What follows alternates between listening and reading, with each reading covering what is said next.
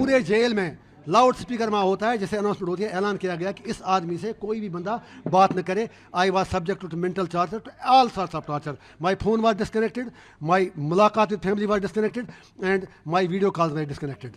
With all respect for Prime Minister Modi ji, I have tell him just one thing. If people of Kashmir feel so happy with abrogation of Article 370, then why was in jail for 5.5 years? वो तो मालिक हैं, वो तो आज के दौर के, क्या मैं कहूँ, हिटलर कहूँ, चंगेज़ खान कहूँ, जो भी कहूँ, नाम ही नहीं आता है. किस तरीके से जेल में आपके साथ आप बता रहे यातनाएं हुई, टॉर्चर हुआ, कैसा अंदर का एक्सपीरियंस था आपका? फर्स्ट मैं आपको ये कहूँगा कि जेल में भी मुख्तलिफ किस्म के लोग हैं. कुछ ऐसे वहाँ पर अधिकारी हैं जो मेरे ख्याल में मतलब बहुत ही ग्रेट पीपल हैं, बहुत ही अच्छे लोग हैं, लेकिन उनकी अपनी प्रोफेशनल कंपल्सन्स अपनी जगह. But I was victimised for my political belief, specially after 18 January 2024. Only to help someone in the parliament elections, I was being forced to support a particular party, which I refused. तो मेरा phone भी काट दिया गया, मुझे normal cell से निकाल कर मेंटली रिटार्डेड वार्ड में रखा गया, जहाँ पर अब मैं क्या बता दूँ आपको, वो कहानी मैं अपनी बायोग्राफी में लिख रहा हूँ और आगे भी बता दूँगा एट अप्रोप्रिएट टाइम. और मेरा एक टाइम का खाना तक भी बंद कर दिया गया पूरे जेल में.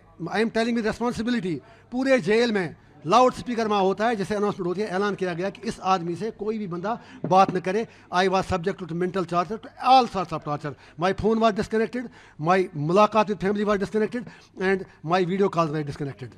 You are saying that you are against the PM Modi's ideology, but PM Modi has said that we are working to the Kashmir Valley, we are working for the development of the Kashmir and remove the militancy and the terrorism. So indirectly you are against PM Modi's ideology and against the terrorism or what? With all respect for Prime Minister Modi ji, I have tell him just one thing. If people of Kashmir feel so happy with abrogation of Article 370, then why was in jail for 5.5 years? Why are still thousands of people in jail? Then why there is social media ban on people on internet? Then why could not he find candidates for the parliamentary elections?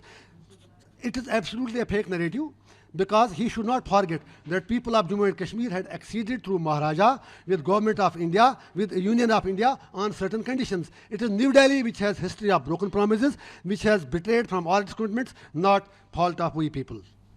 Also, the Jammu Kashmir election is going on, Jammu Kashmir election, and the BJP is contesting from the Jammu Kashmir. And so, how do you see the election of Jammu Kashmir, because BJP is contesting from the Jammu Kashmir and they are saying once they will come in the power, they will also improve Kashmir. वो तो मालिक हैं, वो तो आज के दौर के, क्या मैं कहूँ, हिटलर कहूँ, चंगेज़ खान कहूँ, जो भी कहूँ, नाम ही नहीं आता है. सब कुछ उनके अपने हाथ में है. अगर उतना उन्हें कॉन्फिडेंस था, why they needed their proxies there? Why could not they find any candidate and let people decide? Let wait. Why they denied me the bail? Why? सब कुछ हुआ. Why are they putting hundreds of people in Tihar jail only? Why are they not allowing people in Jamia Masjid to offer prayers? Why are they not allowing journalists to travel abroad? वहाँ तो हर तरह का operation है. Why are they terminating government employees? मतलब without any due process of law? So I don't think so. It is not the case.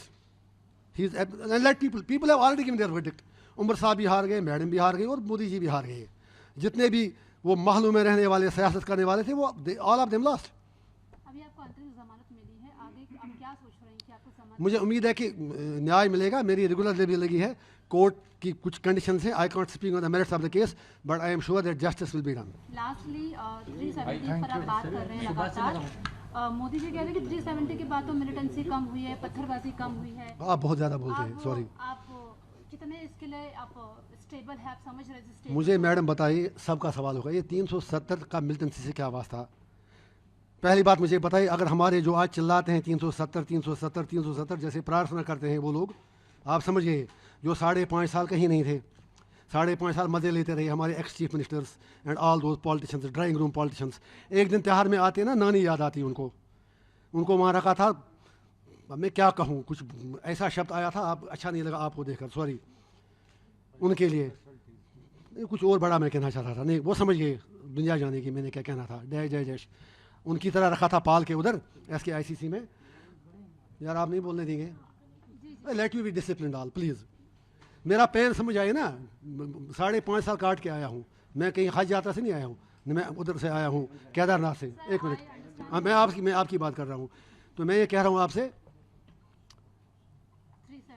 370 के बारे में।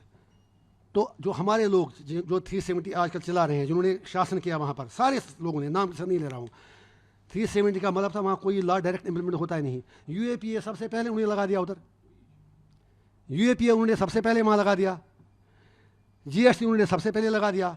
Kashmiri investors के लिए वो इतना करते उनको अपनी स्टेट में रख दें। सो अवर लीडर्स है फेल्ड अस। फिर मिलिटेंसी का उसे क्या लेना देना, कुछ भी नहीं लेना देना है। Militancy is a separate thing. फिर मिलिटेंसी खत्म हुई क्या, मिलिटेंसी खत्म हुई क्या? जा तो रहा हूँ, चाहे मुझे अब 10-15 दिन ही मिलेंगे, लेकिन हम कहेंगे हमारे 15 दिन आपके 5.5 साल पर बार ही पड़ने वाले हैं। Thank you. खुश मैं तब हो जाऊंगा जब एक भी कश्मीरी जेल में न रहे, और जो बाकी भी हैं चाहे किसी भी धर्म जाति के हों। मैंने जेलों में देखा, पॉक्सो केसों में, रेप केसेस में, पूरे हिंदुस्तान के इतने बेगुनाह लोग बंद हैं कि उनको देखकर तरस आता है। चाहे किसी भी धर्म के हों, जाति के हों, उन सबको छोड़ा जाना चाहिए। न्यूज नेशन अब व्हाट्सएप पर खबरों के ताजा अपडेट के लिए न्यूज नेशन के इस क्यूआर कोड को स्कैन करें।